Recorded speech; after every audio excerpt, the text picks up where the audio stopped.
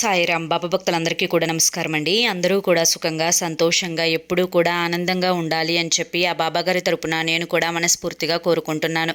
ఈరోజు బాబాగారు అందించే సందేశం ఏంటి అంటే కనుక, తల్లి, నీ భర్త గురించి నువ్వే నమ్మలేనటువంటి రహస్యాన్ని ఈరోజు చెప్తాను. మీ ఇద్దరి మధ్యలో మూడవ వ్యక్తి ప్రవేశించబోతోంది. కన్నీరు పెట్టి దండం పెట్టి చెప్తున్నాను, నిర్లక్ష్యం మాత్రం చేయకు తల్లి అని చెప్పి ఏదో తెలియని సందేశంతో బాబాగారు మన ముందుకు వచ్చారండి. అదేంటో చివరి వరకు చూస్తేనే తెలుస్తుంది. వినే ముందు చాలామంది కూడా చెప్పుకోలేనటువంటి సమస్యలతోటి సతమతమైపోతూ వాటిని ఎలా తీర్చుకోవాలో తెలియక ఇబ్బంది పడిపోతూ ఉంటున్నారు. అటువంటి వారి కోసం శ్రీ షిరిడి సాయిబాబా ఆశీస్సులతో జ్యోతిష్యం చెప్పబడును గురూజీ శివరామరాజు గారు. Phone number 9959422552. మీరు ఇప్పటి వరకు ఎన్నో చోట్ల జ్యోతిష్యం చెప్పించుకొని మీరు ఆశించిన మార్పులు మీ జీవితాలలో జరగలేదని చెప్పి బాధపడి ఉంటారు. కానీ ఇక్కడ అసలు అలా జరగదండి. మీ సమస్యలు ఏవైతే ఉన్నాయో, ప్రేమ, పెళ్లి, ఉద్యోగం, రాజకీయం, సంతానం లేక ఇబ్బంది పడుతున్న, భార్యాభర్తల మధ్య గొడవలున్నా, అప్పుల సమస్యలున్నా, శత్రువుల సమస్యలున్నా, అవేంటో గురువుగారికి వివరించి చెప్పినట్లయితే వాటికి తగిన పూజలు చేసి గురువుగారు మీకు రోజులలోనే పరిష్కారాన్ని చూపిస్తారు. గురువుగారు చెప్పింది చెప్పినట్లు 100కు 1000% జరుగుతుంది. నమ్మకంతో స్క్రీన్ మీద కనిపిస్తున్న నెంబర్కి కాంటాక్ట్ అవ్వండి.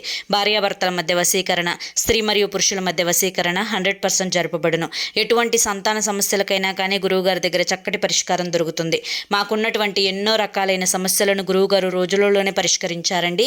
అలాగే మీ జీవితంలో కూడా ఎన్నో కష్టాలు పడి ఉంటారు కదా, వాటిని తీర్చుకోవడం కోసం ఒక్కసారి చివరి ప్రయత్నం అనుకోనైనా కానీ గురువుగారిని కాంటాక్ట్ అవ్వండి.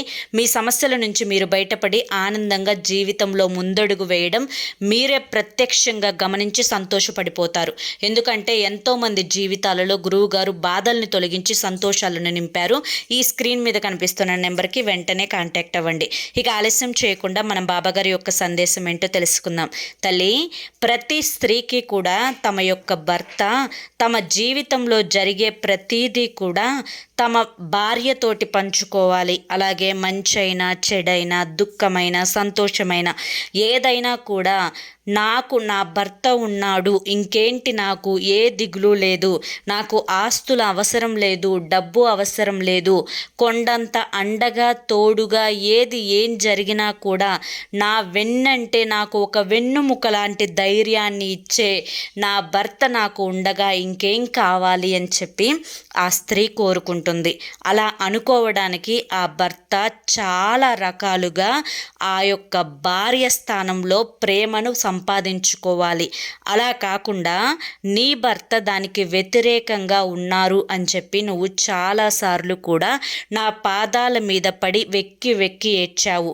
నీ భర్త నువ్వు ఆలోచనలకు తగ్గట్లుగా, అంటే నీ ఆలోచనలు ఏవైతే ఉన్నాయో వాటికి తగ్గట్లుగా తను తను నడుచుకోవడం లేదు అని చెప్పి, అలాగే తనకున్నటువంటి కొన్ని చెడు వ్యసనాలు, కొన్ని చెడు స్నేహాల వల్ల నిన్ను చులకనగా చూస్తున్నాడు అని చెప్పి, అలాగే కొంతమంది మాటలు ఏవైతే అంటే చెప్పుడు మాటలు అంటారు కదా, ఆ చెప్పుడు మాటల వల్ల నిన్ను నిర్లక్ష్యం చేసి నీ నోట్లో నుంచి ఏ మాట వచ్చినా కూడా చాలా అలుసుగా చూస్తున్నాడు, అసలు నిన్ను లెక్కే చేయడం లేదు అని చెప్పి, నువ్వు ఏదైనా నోరు తెరిచి అతను అడగకపోయినా కూడా సలహా ఇచ్చినప్పటికీ ఆ సలహాను చాలా వరకు కూడా నిర్లక్ష్యం చేసి నీ మాట నాకు అస్సలు లెక్కే లేదు అన్నట్లుగా చెప్పగానే చెప్తున్నాడు అని చెప్పి, నీతో కంటే కూడా ఎక్కువగా స్నేహితులతోటి బయట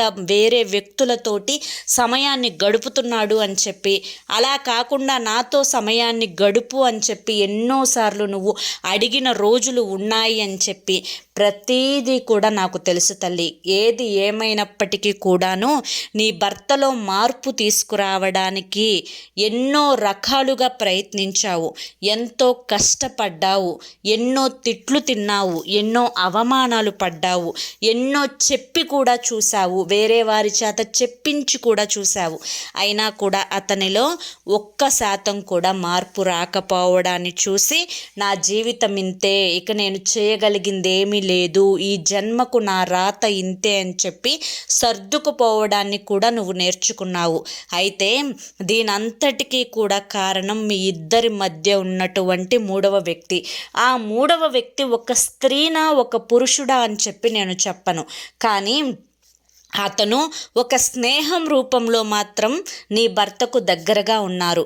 అయితే ఆ వ్యక్తి నీ మీద చెప్పకనే అనేక రకాలైనటువంటి చాడీలు చెప్తున్నారు.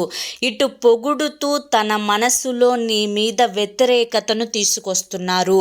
నువ్వు ఏం చెయ్యాలి అని అతనితో చెప్పినా, అంటే నీ భర్తతోటి చెప్పినా వెంటనే అది ఆ మూడవ వ్యక్తికి తెలియడంతో దానికి వెంటనే బ్రేకులు వేయించే ప్రయత్నం ఆ మూడవ వ్యక్తి చేస్తుంది.